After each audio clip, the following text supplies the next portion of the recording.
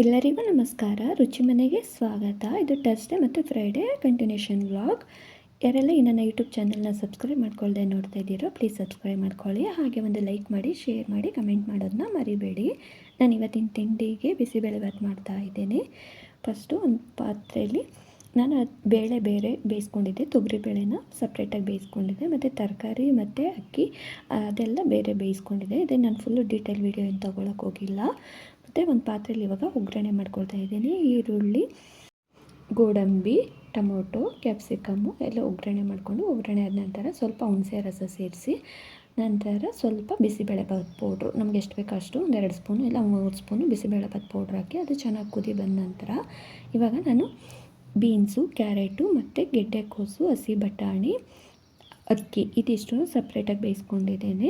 ಅಂದರೆ ನಾನು ರೇಷನ್ ಅಕ್ಕಿನೇ ಹಾಕ್ಕೊಂಡು ಬೇಯಿಸ್ಕೊಂಡಿದ್ದೀನಿ. ಇವಾಗ ಒಗ್ಗರಣೆ ಮಾಡ್ಕೊಂಡಿರ್ತೀನಲ್ಲ ಮಸಾಲೆ ಎಲ್ಲ ಅದಕ್ಕೆ ಸೇರಿಸಿ ಮಿಕ್ಸ್ ಮಾಡ್ತಾ ಇದ್ದೀನಿ.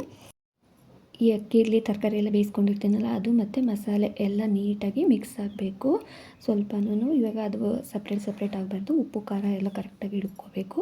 ಇವಾಗ ತೊಗರಿಬೇಳೆ ಬೇಯಿಸ್ಕೊಂಡಿರ್ತೀನಲ್ಲ ಸಪ್ರೇಟಾಗಿ ಅದನ್ನು ಸೇರಿಸಿ ಇವಾಗ ಚೆನ್ನಾಗಿ ಮಿಕ್ಸ್ ಮಾಡ್ತಾ ಇದ್ದೀನಿ. ಈ ಥರ ಮಾಡಿದ್ರೆ ತುಂಬಾ ಚೆನ್ನಾಗಿರುತ್ತೆ ಬಿಸಿಬೇಳೆಭಾತು.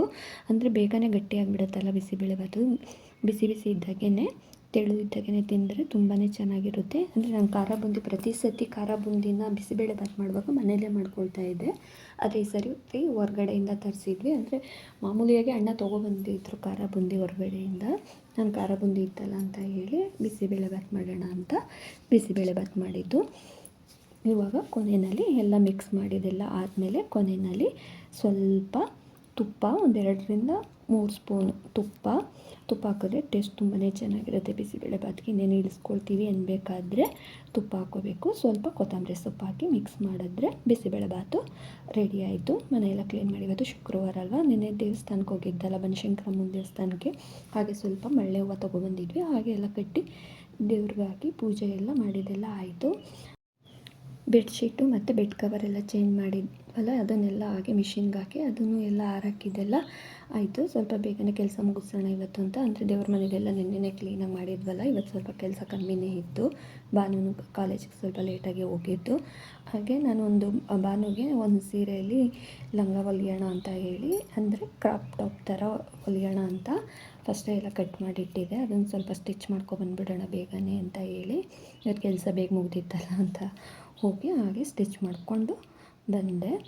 ತುಂಬಾ ಚೆನ್ನಾಗಿ ಬಂದಿತ್ತು. ಇನ್ನೂ ಸ್ವಲ್ಪ ಐತೆ, ಇನ್ನೂ ಹೊಲ್ದಿಲ್ಲ ಅದು ಫುಲ್ಲು. ನಾನು ಪ್ರೀತು ಹಾಕ್ಕೊಂಡು ನೋಡೋಣ ಹೆಂಗಿದೆಯೋ ಅಂತೇಳಿ. ಇನ್ನೂ ಐರನ್ ಏನೂ ಮಾಡಿಸಿಲ್ಲ, ಇನ್ನೂ ದಾರ ಏನೂ ಕೊಟ್ಟಿಲ್ಲ.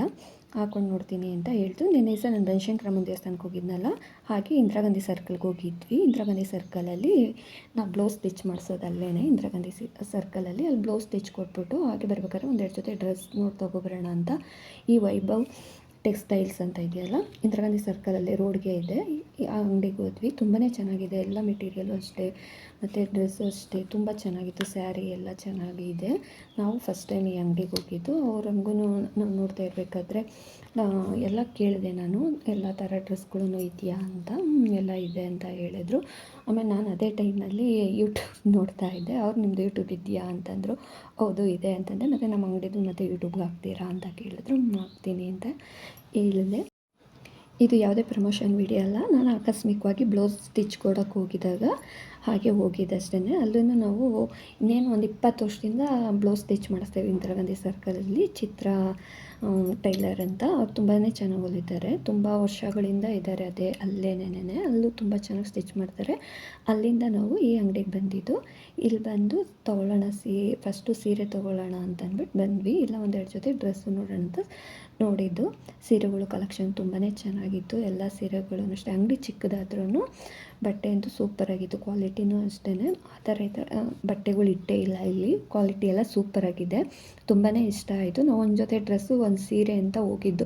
ಒಂದು ಮಾಮೂಲಿ ಸೀರೆ ಬೇಕಾಗಿತ್ತು, ಒಂದು ಯಾರಿಗೋ ಉಡ್ಸೋಕ್ಕೆ ಅಂತ ಹೋಗಿದ್ದು. ನೋಡಿದ್ರೆ ಅಲ್ಲಿ ಅಷ್ಟು ಚೆನ್ನಾಗಿತ್ತು. ಆಮೇಲೆ ಒಂದು ಸೀರೆ, 1-2 ಡ್ರೆಸ್ಸು ಅಂದರೆ ತೊಗೊಳೋಕ್ಕೆ ಅಂತಂದ್ಬಿಟ್ಟು ಹೋಗಿದ್ದೆ. ಒಂದು 400-500 ಅಂತ ಸೀರೆ ಇದ್ದಿದ್ದು ನೋಡಿಬಿಟ್ಟು ಚೆನ್ನಾಗಿತ್ತಲ್ಲ ಅಂತ ಹೇಳಿ ಸ್ವಲ್ಪ ಕಾಸ್ಟ್ಲಿ ಇದೇನೆ ತೊಗೊಂಡ್ವಿ.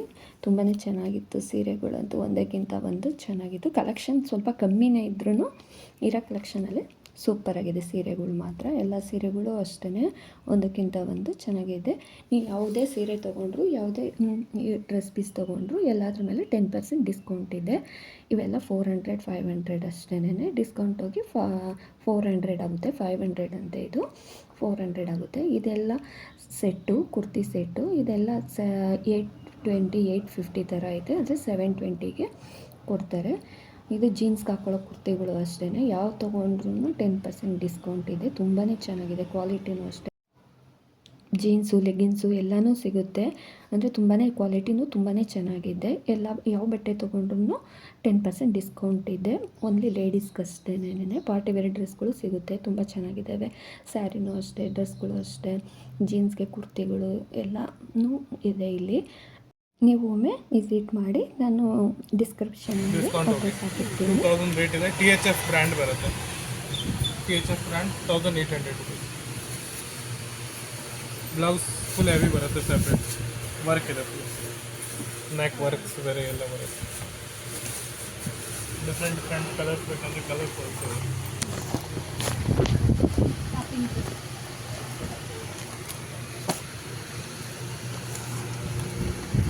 ಆಮಾಗಿ ಈ ಚೆನ್ನಾಗಿದೆ, ಗ್ರೇ ಕಲರ್. ಈ ಗ್ರೇನು ಅಷ್ಟೇನಾ? ಹಾಂ, ಎಲ್ಲ ಅದೇ ರೇಟ್. ಎಲ್ಲ 2000 ಡಿಸ್ಕೌಂಟ್ ಹೋಗಿ 1800. ಇಲ್ಲ, 1800 1 ರುಪೀಸ್ ಕಮ್ಮಿ ಇದೆ. 1 ರೂಪಾಯಿನೇ ಕಡಿಮೆ ಮಾಡಲ್ಲ ಅಂತ. ಅಜಿಯೋದಲ್ಲಿ ಒಂದು ಬ್ಯಾಗ್ ಬುಕ್ ಮಾಡಿದ್ವಿ. ಅದನ್ನು ನಾವು ಬಂದ್ವಲ್ಲ ಮನೆಗೆ ದೇವಸ್ಥಾನದಿಂದ, ಆವಾಗ ಬ್ಯಾಗನ್ನು ಬಂತು. ತುಂಬಾ ಚೆನ್ನಾಗಿತ್ತು. ಆಫರ್ ಬಿಟ್ಟಿದ್ರು ಅಂತ ಹೇಳಿ ಈ ಬ್ಯಾಗ್ನ ಬುಕ್ ಮಾಡಿದ್ದು. ತುಂಬಾ ಚೆನ್ನಾಗಿತ್ತು. ಆದರೆ ಈಗಾಗಲೇ ಪ್ರೀತು ಆ್ಯನಿವರ್ಸರಿಲಿ ಕೊಡಿಸಿದ್ದು ಬ್ಯಾಗು, ಮತ್ತು ಹೋದಾಗೆಲ್ಲ ಹ್ಯಾಂಡ್ ಪರ್ಸ್ಗಳೆಲ್ಲ ತೊಗೊಳ್ತಾನೆ ಇರುತ್ತೆ, ಯೂಸೇ ಮಾಡಲ್ಲ. ಆದ್ರೂ ಈ ಬ್ಯಾಗ್ನ ನೋಡಿದೆ, ಇಷ್ಟ ಆಯಿತು, ಅದಕ್ಕೆ ಬುಕ್ ಮಾಡಿದೆ ಅಂತ ಹೇಳಿದ್ರು. ನಾವು ಅದಕ್ಕೆ ಮುಂಚೆ ಏನಕ್ಕೆ ಬ್ಯಾಗು ಇಷ್ಟೊಂದು ತೊಗೊಳ್ಳೋದು, ಹ್ಯಾಂಡ್ ಬ್ಯಾಗ್ಗಳೆಲ್ಲ ಏನಕ್ಕೆ ಬೇಕು ಅಂತ ಹೇಳ್ತಾ ಇದ್ವಿ. ಆಮೇಲೆ ನೋಡ್ಬಿಟ್ಟು ನಮಗೂ ಎಲ್ಲರಿಗೂ ಇಷ್ಟ ಆಯಿತು. ಬ್ಯಾಗು ತುಂಬಾ ಚೆನ್ನಾಗಿತ್ತು, ತುಂಬ ಚೆನ್ನಾಗಿದೆ ನೋಡೋದಕ್ಕೂ. ಬಾನು ಮಮ್ಮಿ ನೀನು ಎಲ್ಲೂ ತೊಗೊಂಡೋಗಲ್ಲ, ಏನೂ ಇಲ್ಲ, ಸುಮ್ಮನೆ ಬುಕ್ ಮಾಡ್ತೀಯಾ, ಸುಮ್ಮನೆ ತೊಗೊಳ್ತೀಯಾ, ಹೊರ್ಗಡೆ ತೊಗೊಂಡೋಗಂಗಿದ್ರೆ ಮಾತ್ರ ತೊಗೋಬೇಕು ಅಂತಾಯಿತು. ಇಲ್ಲ, ಇನ್ನೆಲ್ಲೋದ್ರೂ ನಾನು ತೊಗೊಂಡು ಹೋಗ್ತೀನಿ ಅಂತ ಹೇಳ್ತಾಯಿದ್ರು. ಕ್ವಾಲಿಟಿ ನೋಡಿ ಪಾಪ ತುಂಬ ಚೆನ್ನಾಗಿದೆ ಅಂತ ಹೇಳಿದ್ರು. ಇನ್ನು ಅಮಾವಾಸ್ಯೆ ಬೇರೆ ಇತ್ತಲ್ಲ, ಅಮಾವಾಸ್ಯೆ ಸಂಜೆ ದೀಪ ಹಚ್ಚಿ ಹಾಗೆ ಧೂಪ ಹಾಕೋಣ ಅಂತ ಹೇಳಿ. ಅಂದರೆ ಪ್ರತಿ ಅಮಾವಾಸ್ಯೆ ಪೌರ್ಣಮಿಗಳಲ್ಲಿ ಈ ಥರ ಮಾಡಿದ್ರೆ ಮನೆಗೆ ತುಂಬಾ ಒಳ್ಳೆಯದಾಗುತ್ತೆ. ಅಂದರೆ ಧೂಪ ಹಾಕ್ತೀವಲ್ಲ, ಧೂಪಕ್ಕೆ ಒಂದು 3 ಇಂದ 4 ಪಲಾವ್ ಎಲೆ ಎಲ್ಲರ ಮನೆಯಲ್ಲೂ ಇದ್ದೇ ಇರುತ್ತಲ್ವ. ಪಲಾವ್ ಎಲೆ ಹಾಕಿ ಅದಕ್ಕೊಂದು ಕರ್ಪೂರ ಹಚ್ಚಿ, ಅಂದರೆ ಪಲಾವ್ ಎಲೆ ಅಂದರೆ ಆ ಧೂಪದಲ್ಲಿ ಬೆಂಕಿಲೇ ಎತ್ಕೊಳ್ಳಲ್ವಲ್ಲ, ಅದಕ್ಕೆ ಒಂದು ಕರ್ಪೂರ ಹಾಕ್ತಾಯಿದ್ದೆ. ಒಂದು ಕರ್ಪೂರ ಹಾಕಿ ಒಂದು 3 ಇಂದ 4 ಲವಂಗ ಹಾಕಬೇಕು. ಒಂದು 3 ಇಂದ 4 ಲವಂಗ ಸೇರಿಸಿ ನಂತರ ಅದು ಚೆನ್ನಾಗೆಲ್ಲ ಹತ್ಕೋಬೇಕು. ಪಲಾವ್ ಎಲೆ ಮತ್ತು ಧೂಪ ಎಲ್ಲ ಕ್ಲೀನಾಗಿ ಉರಿ ಬರ್ತಾ ಇರ್ತೈತಲ್ಲ, ಆವಾಗ ಕೊನೆಯಲ್ಲಿ ಸ್ವಲ್ಪ ಬಿಳಿ ಸಾಸಿವೆ ಹಾಕಿ ಮನೆಗೆಲ್ಲ ಧೂಪ ಹಾಕ್ಕೊಂಡು ಬರಬೇಕು. ಮನೆ ಮೂಲೆಗೂ ಧೂಪ ಹಾಕ್ಕೊಂಡು ಬಂದರೆ ಮನೆಗೆ ತುಂಬಾ ಒಳ್ಳೆಯದಾಗುತ್ತೆ. ಈ ನೆಗೆಟಿವ್ ಎಲ್ಲ ಹೋಗುತ್ತೆ, ಪಾಸಿಟಿವ್ ಬರುತ್ತೆ. ತುಂಬ ಒಳ್ಳೆಯದು. ಈ ಅಮಾವಾಸ್ಯೆ ಪೌರ್ಣಮಿಗಳಲ್ಲಿ ಈ ಥರ ಮನೆಗಳಿಗೆ ಧೂಪ ಹಾಕಿದ್ರೆ ತುಂಬಾ ಒಳ್ಳೆಯದು. ನಾವು ಪೂಜೆ ಎಲ್ಲ ಮುಗಿಸಿದೆಲ್ಲ ಆಯಿತು. ಅಷ್ಟರಲ್ಲಿ ಮಳೆನೂ ಸ್ಟಾರ್ಟ್ ಆಯಿತು. ಅಂದರೆ ಇವಾಗ ಸಂಜೆ ಟೈಮ್ ಮಳೆ ಬರೋದಕ್ಕೆ ಸ್ಟಾರ್ಟ್ ಆಗುತ್ತೆ. ಸ್ವಲ್ಪ ಜೋರು ಮಳೆನೇ ಬರ್ತಾಯಿತ್ತು. ಅಂದರೆ ಗಾಳಿ ಇಲ್ದಿರ, ಗುಡುಗು ಸಿಡ್ಲು ಇಲ್ದಿರ ಮಳೆ ಬಂದರೆ ಎಷ್ಟಾದರೂ ಬಂದರೂ ಖುಷಿಯಾಗುತ್ತೆ. ಇಲ್ಲಿಗೆ ಇವತ್ತಿನ ವಿಡಿಯೋ ಎಂಡ್ ಆಗುತ್ತಿದೆ. ಧನ್ಯವಾದಗಳು.